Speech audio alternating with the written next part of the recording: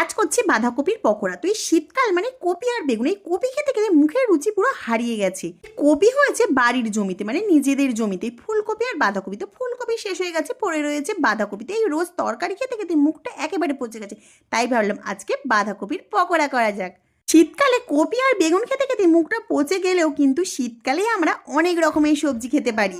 সবজির তরকারি, সবজি ভাজা, সবজি ভর্তা, যা কিছু কিন্তু সবজি দিয়েই খেতে পারি আমরা।